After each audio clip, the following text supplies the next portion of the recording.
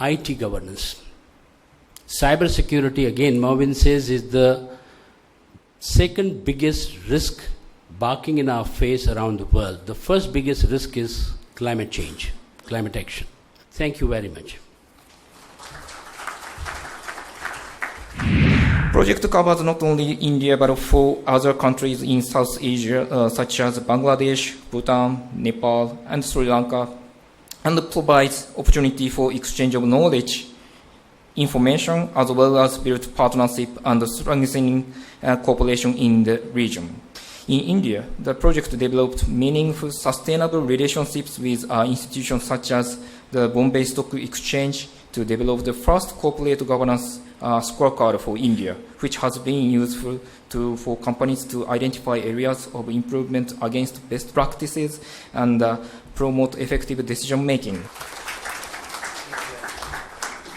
One of my objectives is to focus us on the larger real reason for why companies exist. And if we can get to that, a lot of it will follow. It was important for me to be able to put things in some sort of order, to be able to focus on what, in one level, boards should be looking at, is purpose-making profits. It was the CEO's aim a few decades ago. It was the only aim. Purpose is what will drive companies. That purpose is beyond profit. It needs to encompass at least these 4 things, which is all in, which includes gender, diversity, etc., innovation, trust, and value, driven by passion and commitment. That is stewardship. Look at today we are at $2.8 trillion economy, and if we have to get to, say, an $8 to $10 trillion economy by 2030, the number of large companies in this country, and I define large as, let's say, more than $500 million. Today we have about 500 $500 million plus companies in the country, and by about 2030 we need about 1,500. And if you do the math, over 10 years, roughly half of the current ones won't exist. So if you move forward to 2030, 80% of the large companies in India at that time are not existing today. It's a sea change in the thinking of the corporate world. And the driver of that is realism. The 20th century was a century of unsustainable development. Scientifically established by 1995 to 1997 as a result of the third industrial revolution of the 70s, the computer age. Wherever I go, I see the consequence of unsustainable development of the 20th century. All of us know what is right thing to do, but the problem of ours is gap between knowing and doing. I thought that Nasir would be the appropriate person because ethical dimensions in business decision making is extremely, extremely important. But how do you motivate as a board member to the management? Because day-to-day management is in the hands of management, and the board can only motivate the management to be ethical when they take business decisions. Because many times few issues come to board by the time when it is late.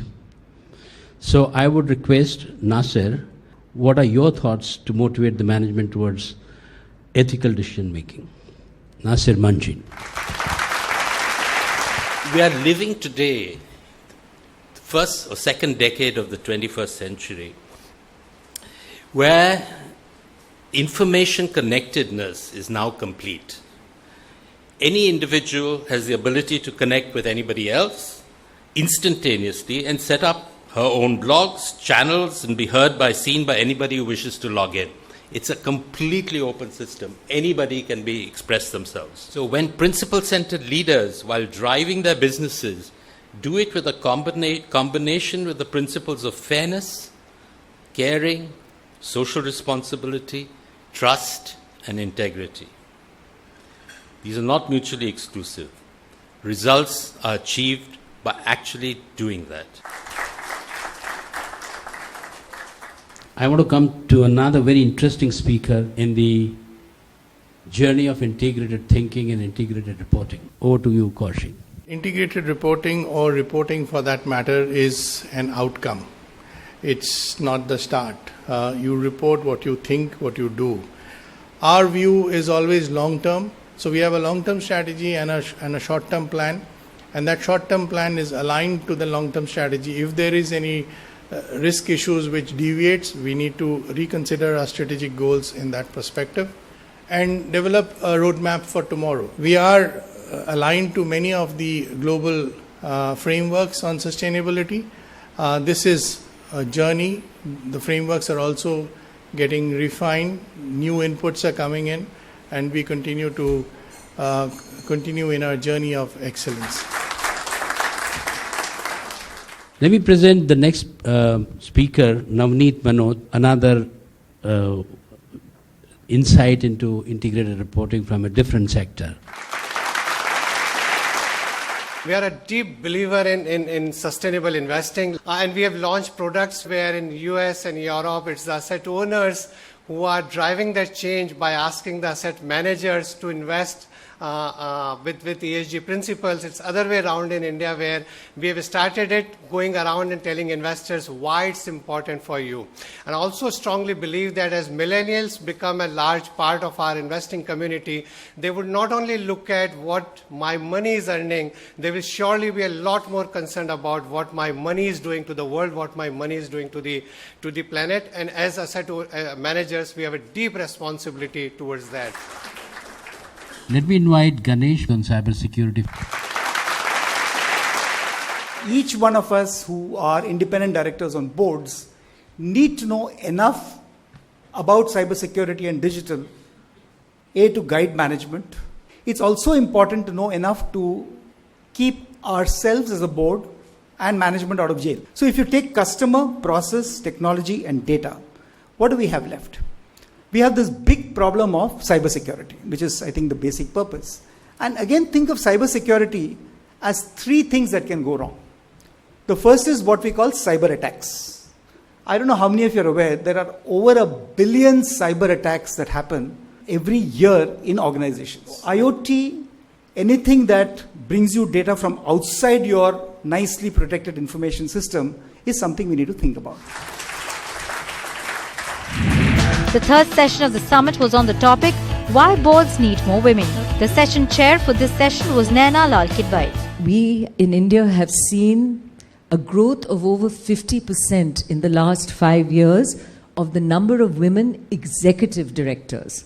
So this is a good plus. We are seeing women rising through the corporate structure, and dare I say in some ways almost more important to have the executive directors coming through the system in terms of seniority and women in leadership roles. So the women that come on the board come there not because they are just that, a woman, but because of the skills they bring. And the boards I will not join are the ones whose opening line is, "We are looking for a woman on my board." So, well, please go look elsewhere. That it is a two-way process. Certainly the NRC and its functioning is very important, and they do take and make those conscious choices. But it is important at the beginning, when you're reforming or restructuring a board, to let a few people go, because otherwise the space is not created. I don't find in all the boards that I sit on any situation where we had a genuine problem of poorly performing board members just because they represented a particular interest. The performance of women has been, on an average, better than the performance of men. Over 5 years, I can see the change, and especially when it comes to gender.